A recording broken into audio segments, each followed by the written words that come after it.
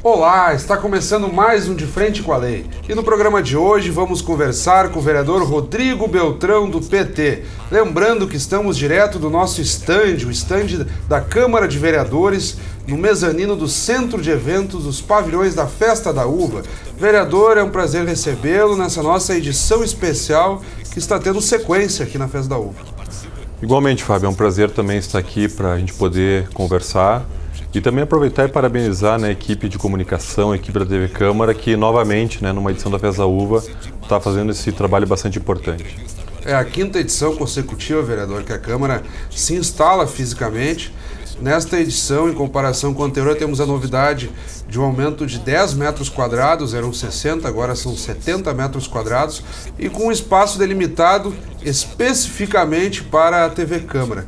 E o que tem lhe chamado a atenção, vereador, nesse contexto de Festa da Uva, que são tantas ideias, tantos aspectos, não só os eventos da própria festividade aqui nos pavilhões, mas tivemos uma abertura bastante concorrida com todas as principais representações políticas do nosso país, senadores, deputados, a própria presidente da República, Dilma Rousseff, o governador, o prefeito. Foi uma oportunidade para quem prestou atenção nos discursos de prestar atenção naquilo que vem sendo investido em Caxias do Sul.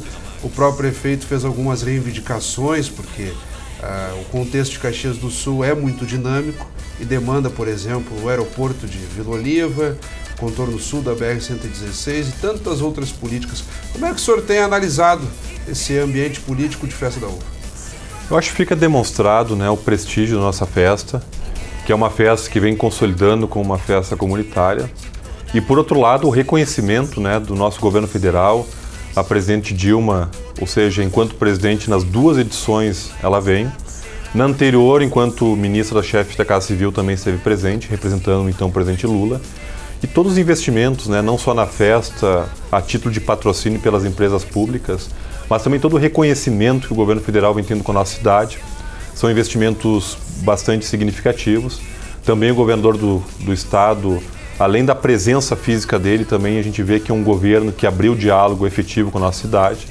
Então tudo isso é um reconhecimento e um momento de amadurecimento político, porque as forças que hoje, por exemplo, governam Caxias, historicamente se opuseram a esse projeto nacional, implementado pelo presidente Lula e pela presidente Dilma. Mas isso não significa que não se estabeleça uma relação republicana, e exemplo disso é que Caxias do Sul hoje tem grandes investimentos. Nós podemos falar do sistema Marrecas, que é uma obra basicamente financiada pelo governo federal, em que pese alguns problemas na obra, mas a título de exemplo acho importante estar constando. Agora todo esse valor agora que vai ser investido no PAC da Mobilidade. Aqui mesmo, na Festa da Uva, nós tivemos, através do Ministério do Desenvolvimento Agrário, através do ministro Pepe, um programa revolucionário que distribui máquinas para os municípios. E vejam que alguns municípios que recebem esse maquinário... O Pepe Vargas, o senhor se referiu. Isso. Então vejo que tem alguns municípios, por exemplo, que receberam esse maquinário, que o seu orçamento é menor do que o valor das máquinas, Então são gestos importantes que demonstram também que estamos vivendo um novo tempo de amadurecimento político. Como o senhor coloca, vereador, e tem sido muito comentado, essa, digamos assim, parceria, especialmente de Caxias do Sul com o governo federal.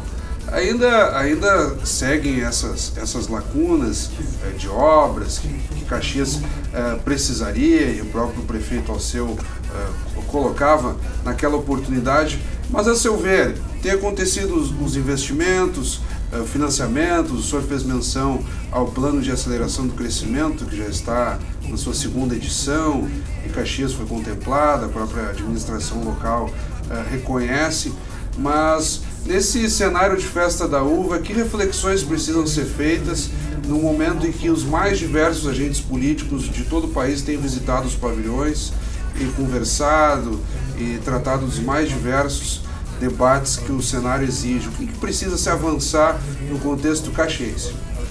Bom, eu entendo que no contexto caxiense nós temos ainda muito que avançar. Eu acho que cada vez mais se impõe o desafio de que a nossa cidade sofra um processo, talvez até de redemocratização, no que diz respeito aos investimentos públicos, porque nem todos os investimentos que estão sendo feitos são investimentos construídos com a participação popular. Então, esse é um olhar que eu tenho. Acho que a Caxias do Sul tem que reforçar.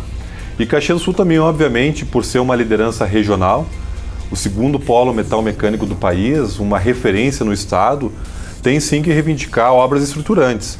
Então, obviamente, que nós estamos de acordo com essa pauta do aeroporto, do contorno sul, mas também nós temos que garantir a infraestrutura, por exemplo, do que já existe. Nós temos que ter uma BR muito bem sinalizada, muito bem pavimentada. Então, ali, inclusive, alguns trechos devem sofrer uma duplicação. Então, também se abre um momento político para que na Festa da Uva, Caxias do Sul possa externar as suas grandes reivindicações. Mas eu quero apenas tocar num ponto que tem sido bastante debatido ao longo do tempo, que é de que os municípios recebem menos investimentos que os estados e que a União, e existe uma concentração do bolo tributário na União. E eu entendo que o governo, paulatinamente, seja através dos investimentos, seja através das desonerações fiscais, vem fazendo essa redistribuição de renda. Mas ainda acho que nós devemos acumular força para que no país se tenha uma reforma tributária, mas não havendo força suficiente, correlação de forças para que isso aconteça, nós temos que reconhecer o esforço do governo, que através de investimentos vem desconcentrando a receita tributária. Vereador, diante de todo esse cenário que nós estamos traçando de Festa da Uva, e aí pegamos políticos dos mais matizes, tanto de direita, de esquerda, que estão visitando os pavilhões da Festa da Uva, não só políticos locais, mas de outros estados que têm prestigiado, e evidentemente, diante de todo o cenário da quantidade de pessoas que circulam pelos pavilhões, espera-se aí que em torno de 1 milhão de pessoas circulem no decorrer de toda a festa. Claro que os temas, os debates afloram. E aproveitando o contexto local, o que Caxias pode tirar de proveito desse momento de muito debate para avançar nos seus aspectos, aquelas lacunas que ainda estão abertas? Bom, eu entendo que um momento de Festa da Uva é um momento de convergência política. É um momento onde Caxias do Sul pode, através da visibilidade que a festa dá, externar suas grandes pautas, até por Caxias do Sul ter esse compromisso, essa responsabilidade de ser uma liderança regional, né? Não só para o estado como para o país, por ser o segundo polo metal mecânico. Então, diante disso tudo, eu entendo que é um momento onde se constrói uma pauta positiva, é um momento de convergência e que ficou nítido que Caxias do Sul, por ser essa cidade estruturante da região, precisa sim ser contemplada com esse novo aeroporto, precisa do contorno sul para que a própria mobilidade urbana possa garantir o desenvolvimento da cidade, e também é um momento de Caxias do Sul ser grata e reconhecer todo o esforço do governo federal, do governo estadual, inclusive para a realização da festa. Nós sabemos que, por exemplo, as empresas públicas têm papel preponderante no patrocínio da festa. Nós sabemos que, além disso, o governo federal tem sido um grande parceiro do município em todas as áreas, seja na área de educação, e aí eu poderia citar o programa Mais Médicos, eu poderia citar a UPA Zona Norte sendo construída, poderíamos citar o incremento significativo de recursos na educação através do Fundeb, poderia citar aqui o PAC na mobilidade urbana, todo o financiamento feito pelo governo federal nas obras do sistema Marrex, em que pese não estar funcionando. Então é um conjunto de investimentos do governo federal que fazem com que Caxias do Sul seja reconhecida e principalmente dialogue com uma pauta tão batalhada, que é a da desconcentração dos recursos em Brasília. Se por um lado existe essa pauta de que seja feita uma reforma tributária, de que o município tenha mais recursos, e enquanto isso não ocorre, entendo que o governo federal, através dos investimentos e da desoneração fiscal praticada, tem auxiliado os municípios e também os empreendedores, porque só em desoneração fiscal, no ano 2013, foram 70 bilhões. Hoje, por exemplo, o usuário do transporte coletivo urbano em Caxias sente no bolso essa desoneração, em que no ano passado, além de reduzir a tarifa, não aumentou para 2014, graças a essas medidas do governo federal. Vereador, o senhor começa a ampliar o leque no sentido do contexto econômico e das políticas que o governo federal tem lançado mão para a economia como um todo. Quando o senhor coloca investimentos, coloca bem, mas muitos argumentam em si que que há financiamentos. Então, claro, o governo federal libera as linhas de crédito, mas os municípios estão se endividando. E Caxias do Sul, ainda que se encontre numa condição favorável, nós podemos ver pelos balanços que o Executivo frequentemente apresenta à Câmara de Vereadores, há sim uma capacidade boa de endividamento, o município apresenta condições de pagar isso. Mas não é o ideal, não é o ideal do que seria de uma reforma tributária realmente, como naquilo que as pessoas chamam de um pacto federativo, uma revisão daquilo que realmente fique com os municípios, com os estados, com a União.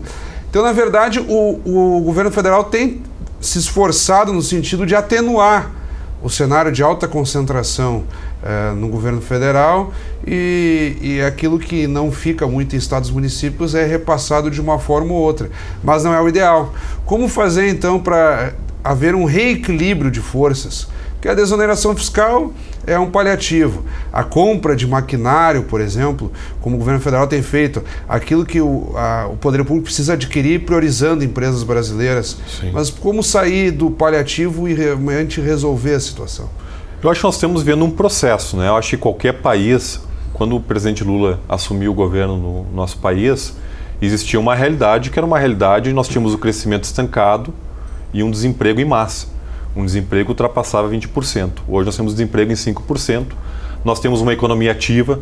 Nós temos o Brasil, de certa forma, blindado pela crise mundial em virtude de ter aquecido seu mercado interno, ter feito do mercado interno, né, a sua grande pilar estruturante da economia.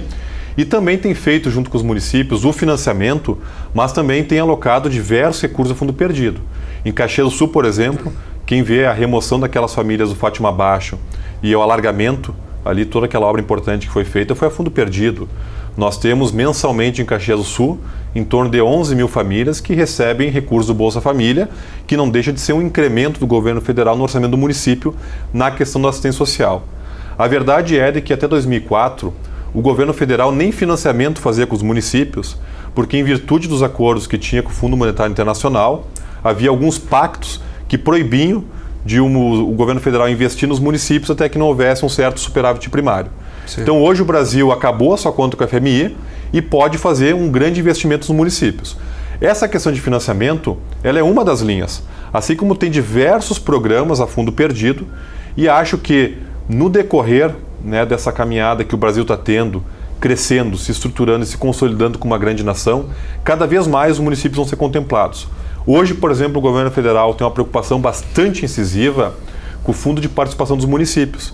Então hoje, por exemplo, desde 2010, existe um cuidado especial, inclusive isso é uma pauta dos prefeitos, para que o Fundo de Participação dos Municípios, mesmo eventualmente nos anos em que haja redução da arrecadação, mantenha o mesmo patamar de distribuição para os municípios. Então acho que o governo federal tem tido essa atenção com os municípios, sim. Tanto é que um dos primeiros atos do presidente Lula foi criar o Ministério das Cidades, que à época, inclusive, o primeiro-ministro foi o Olívio Dutra, que foi justamente para fazer esse financiamento nos municípios, principalmente na área de saneamento e habitação, coisa que não havia há muito tempo. Quando o senhor fala fundo de participação, só para esclarecer, é um conjunto de impostos federais que dentro daquele fundo os municípios têm uma certa participação, conforme a quantidade de população, enfim, há uma proporcionalidade para que os municípios tenham, então, um repasse em cima de tributos federais arrecadados pela União. Saindo um pouco desse contexto econômico, vereador, eu gostaria que o senhor, estamos aqui, não é à toa, num stand que tem o símbolo do Legislativo, com imagens, o logo da Câmara e ao lado da Prefeitura. Isso é uma provocação, porque muitas vezes os próprios vereadores reclamam da confusão que a população faz entre as atribuições do Executivo e do Legislativo. Sim. Então aqui nós temos dois estandes um ao lado do outro, delimitando muito bem onde é a Prefeitura e onde é o Legislativo.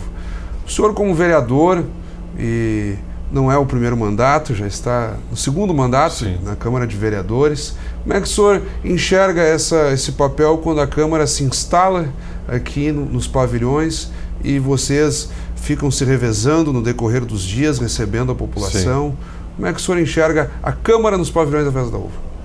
Eu acho extremamente importante, porque se por um lado o Executivo ele representa a síntese de um pensamento da cidade, que é o pensamento que venceu o processo eleitoral, e isso nós temos que respeitar, porque assim é a regra democrática, é no parlamento onde se encontram a totalidade das visões políticas da cidade. É no parlamento onde, por exemplo, a oposição tem espaço para que possa fazer o debate democrático. Então, entendendo que a Câmara de Vereadores, em que pese a soma dos 23 vereadores não ter a maioria dos votos, depois do advento da eleição, é sim no parlamento onde se encontra a representação da totalidade da população caxiense. E para que isso ocorra, é tão necessário, né, como um organismo respirar. Então é assim que enxergo. E a Câmara de Vereadores ela deve servir, inclusive, como um contrapeso do Executivo. E eu tenho tido como missão no meu mandato de que a Câmara de Vereadores tem que ser esse canal democrático. Se por um lado o vereador ele tem as suas opiniões e pode as expressar, o vereador não pode estar desconectado com o que é o anseio popular. E é na Câmara de Vereadores onde deve se encontrar esse canal democrático. Então por isso que eu acho que o papel é fundamental e cada vez mais que nós conseguirmos politizar a nossa população de qual é o real papel do vereador e o vereador, ao mesmo tempo, cumprir esse papel de fiscalização e contrapeso executivo, nós teremos uma democracia equilibrada. Porque nós já vivemos outros períodos no Brasil em que nós vivemos em regimes totalitários e nós sabemos que a liberdade ela é mais cara que qualquer coisa. Então, para que isso se garanta um debate democrático, acho que a presença da Câmara nos pavilhões da Festa da Uva é extremamente significativo, porque a Festa da Uva é uma festa comunitária e tem tudo a ver com o que é o papel da Câmara, porque o papel do Legislativo é justamente esse de representar a comunidade. Então, acho muito importante esse stand e essa presença aqui. Vereador, estamos nos encaminhando para a reta final do nosso programa. Eu gostaria que o senhor tocasse em algum ponto que nós não tenhamos abordado até aqui, de repente algum aspecto da Festa da Uva, ou até projetos e pautas do seu mandato que deverão ganhar força ao longo deste ano. Ainda estamos na arrancada deste ano legislativo. O que o senhor está pensando, preparando? Que preocupações já têm chegado ao seu gabinete por parte da população? Certo. Fica o espaço para que o senhor fale. Eu tenho tentado estruturar a minha atuação parlamentar e isso obviamente pactuado no processo eleitoral com quem ajudou a construir esse mandato, que é de nós termos um mandato que fiscalize, um mandato delegado pela população de oposição, mas um mandato que tenha a capacidade de ser propositivo, um mandato que tenha a capacidade de ser proativo na cidade. Então, nesse sentido, nós temos conquistado algumas vitórias.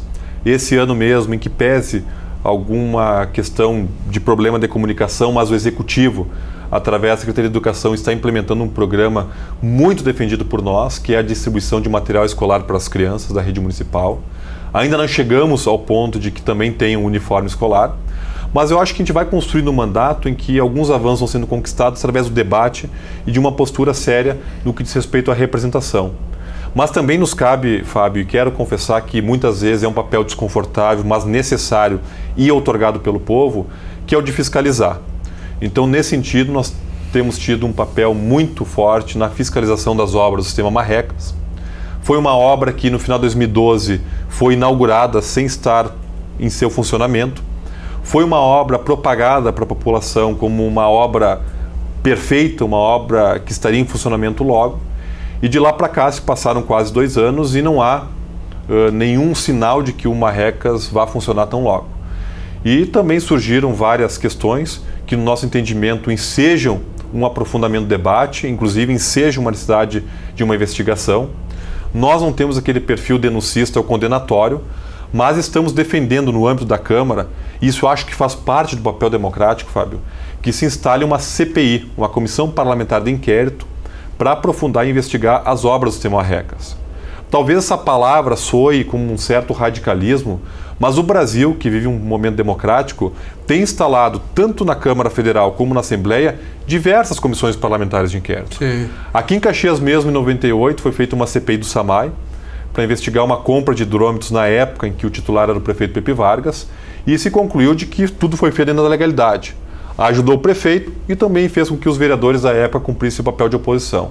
Então, da mesma forma, nós estamos defendendo essa CPI para que se investigue as obras do sistema Marrecas e para que nós consigamos essa força necessária dentro do Executivo, nós estamos, por exemplo, fazendo um abaixo-assinado, que no nosso entendimento é uma forma de buscar esse diálogo com o povo E no momento em que a oposição ela tem uma minoria na casa e sem forças, portanto, de propor essa CPI, nós estamos buscando essa aliança com o povo para que, fazendo força de fora para dentro, nós possamos, dentro da Câmara, abrir essa CPI e investigar. Mas também estamos ali para auxiliar o Executivo no que diz respeito a sugestões. Ontem mesmo, só para te exemplificar, tivemos reunidos com a secretária da Saúde para propor uma indicação... Secretária Dilma Tessari. Isso, para propor uma indicação de um projeto rejeitado em plenário da bancada do PT. Nós propusemos, por exemplo, que em toda unidade básica de saúde, no Poção 24 horas, tenha um quadro afixado com a escala médica, para que a população possa exercer o seu direito de fiscalização dos profissionais da saúde. Foi rejeitado nosso projeto em plenário e nós fomos até a secretária de Saúde para propor e ela viu com bons olhos. Então é dessa forma que nós construímos, né, nosso mandato de oposição, propondo, mas também, evidentemente, fiscalizando com o rigor necessário em cada caso. Apenas uma curiosidade para quem acompanha a dinâmica de plenário, vereador. Eu lembro que em anos anteriores, quando a falecida vereadora Geni Petef era líder do governo do ex-prefeito José Ivo Sartori, o senhor sempre muito atuante na bancada do PT, na oposição, chamando para si o contraponto, como o senhor muito bem coloca aqui, mas vocês conseguiam convergências. Eu lembro, fazendo a cobertura de plenário pela imprensa da casa, debates muito acalorados, em determinado momento vocês paravam ali de uma forma bem informal, com perdão pela redundância, mas informalmente conversavam ali, e muitas vezes projetos complexos que chegavam, um abria a mão daqui, o outro apresentava uma emenda, costurava e se conseguiam então projetos que ficava da casa realmente a partir daquela costura em plenário. O senhor enxerga esse tipo de possibilidade no cenário que nós temos hoje no plenário da Câmara? Acho que bem lembrado, né? Até para que nós possamos, nesse sentido, reverenciar... É no sentido das pessoas entenderem assim que não é... Um é totalmente contra e o outro é totalmente a favor e não tem como resolver. Sim. Muitas vezes a Câmara deu exemplos dessa convergência de diálogo. Com certeza, até porque o pensamento político estagnado é uma ditadura. Claro. Ele precisa de movimento. Quem dá movimento é o debate. Sim. E para quem pode dar esse movimento é a oposição. Sim. Né? Então acho que até pela maturidade política da ex-vereadora Geni Petef, a quem sempre teve o meu respeito, acho que nós conseguimos naquele momento uma legislatura que tinha um determinado amadurecimento político. Né? Tenho que te confessar que acho que de lá para cá a correlação de forças enfraqueceu a oposição. Hoje nós temos um governo na iminência de ter 20 partidos de um lado e 2 partidos na oposição. Mas acho que essa relação democrática ela é essencial, até porque todos, né, quando fazem o juramento da lei orgânica, juram, né, estar ali convergindo para defender os interesses da população, os quais estão acima dos interesses partidários individuais. E acho que essa é a arte da verdadeira política, da boa política. E é assim que nós buscamos nos orientar e espero que cada vez mais esse amadurecimento também possa brotar nessa legislatura. Porque, em que pese o respeito que existe na casa e a boa convivência, acho que ainda nós não chegamos a esse ponto de avanços, né, no sentido de construção coletiva entre situação e oposição. Nós tivemos, por exemplo, agora em 2013, um projeto que retirou direitos dos professores municipais e sequer houve uma audiência pública. Né? Então, são algumas questões assim que nós vamos estar tentando contribuir nesse andamento para que cada vez mais a Casa do Povo possa efetivamente ter essa relação democrática com a população e o plenário ser a ressonância daquilo que a sociedade e a nossa comunidade almejam. Mais uma vez eu quero lhe agradecer então, vereador. Conversamos então com o vereador Rodrigo Beltrão do PT. Lembrando que estamos no estande da Câmara, nos pavilhões da Festa da Uva. Venham nos visitar, acompanhem o debate que também está acontecendo aqui na gravação dos programas, as transmissões pela TV Câmara. O estande da Câmara funciona de segunda a sexta-feira, no horário das 14 horas às 22 horas e aos sábados e domingos, das 9 horas às 22 horas. Venha nos visitar. Quanto ao De Frente com a Lei, voltaremos com outros entrevistados. Obrigado pela audiência. Até o nosso próximo encontro.